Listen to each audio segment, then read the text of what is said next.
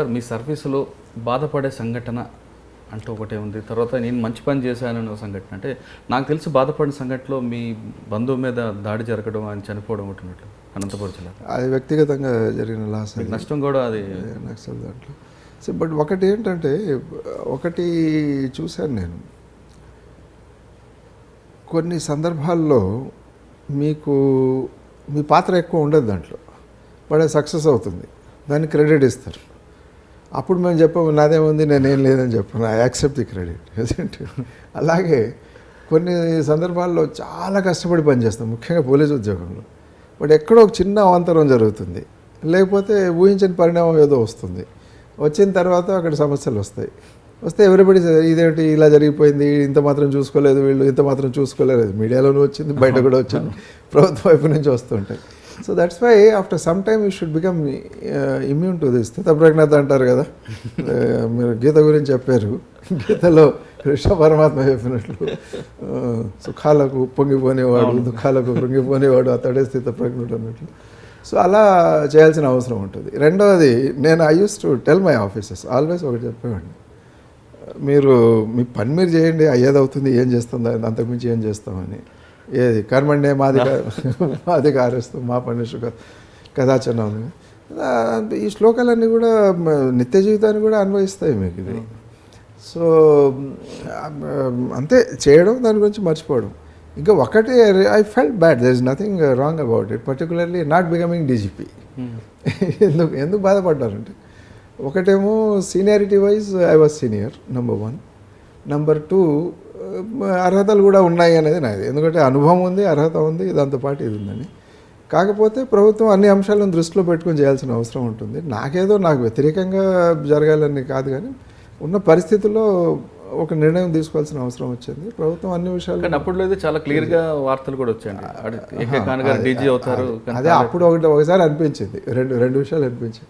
ఒకటేమో కొండంత అర్హత కంటే ఆవగించేంత అదృష్టం అవసరం అంటారు, మరి పర్యాప్స్ అది రాలేకపోయింది అనుకుంటున్నారు. అంటే అప్పుడు కొన్ని పొలిటికల్ ఈక్వేషన్స్ లేదంటే ఒకటి ఏంటంటే, మా ప్రభుత్వంలో నిర్ణయాలు తీసుకునేటప్పుడు అనేక అంశాలను దృష్టిలో పెట్టుకొని తీసుకోవాల్సిన అవసరం ఉంటుంది. అది మీ ఫేవర్లో రాలేదు కాబట్టి మీకు ఏదో వ్యతిరేకంగా జరిగింది, మీకు వ్యతిరేకంగా చేయాలని జరిగింది, అది అలా జరగదు. కాకపోతే వ్యక్తిగతంగా నేను ఈ స్థానంలో ఉన్నాను కాబట్టి నేను అనుకుంటాను నాకు వ్యతిరేకంగా జరిగింది అని అనుకుంటాను. అంటే మీరు కారణం అది కాకపోవచ్చు, అది కాదు కూడా, నాకు కూడా తెలుసు. డీజీపీగా ఇంకోటి ఏంటంటే, ఇప్పుడు ఎవరైనా సరే, ఒక IPS officer, young IPS officer నేను స్టార్ట్ అయినప్పుడు, ఒక ఐఏఎస్ ఆఫీసర్గా ఇంకొకరు ఎవరో స్టార్ట్ అయినప్పుడు, అది సహజం. అది ఏదో ఒక రోజు నాకు సామర్థ్యం ఉండి, నాకు అనుభవం ఉంటే, నాకు సీనియారిటీ ఉంటే, నేను I should reach the top, I should be the head of the department అని అనుకోవడం ప్రతి ఒక్కరు అనుకుంటారు. నేను అనుకున్నాను. కొన్ని కారణాల వల్ల జరగలేదు. అంటే అందులో బుజ్జగించడానికే ఏకే ఖాన్ గారికి అడ్వైజర్కి ఇచ్చారని కూడా అప్పుడు వార్తలు వచ్చాయి. I don't think so. ముఖ్యమంత్రి గారు స్పష్టంగా చెప్పారు, I want to develop the fortunes of minorities. వాళ్ళలో మార్పు తీసుకొని రావాలి, దీంట్లో కానీ, ఉపాధిలో కానీ, ఆర్థిక పరంగా కానీ తీసుకొని రావాలి. దాంట్లో ఉన్న ఇన్స్టిట్యూషన్స్ ఉన్నాయి, మైనారిటీ వెల్ఫేర్కి సంబంధించిన ఇన్స్టిట్యూషన్స్, అవి సక్రమంగా పనిచేయాలి.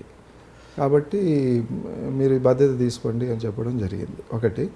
రెండవది, అది నేను చేయగలను అని అందులో నమ్మకం కలిగించడం నాకు చాలా ఆనందం కలిగించే విషయం అది.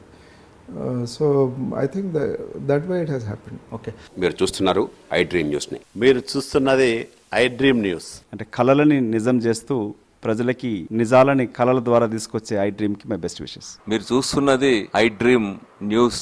మీరు చూస్తున్నారు I dream channel. For more videos please subscribe I dream. మరిన్ని వీడియోల కోసం ఐ డ్రీమ్ని సబ్స్క్రైబ్ చేయండి. Please subscribe I dream. And I am very much satisfied with the way interview went on.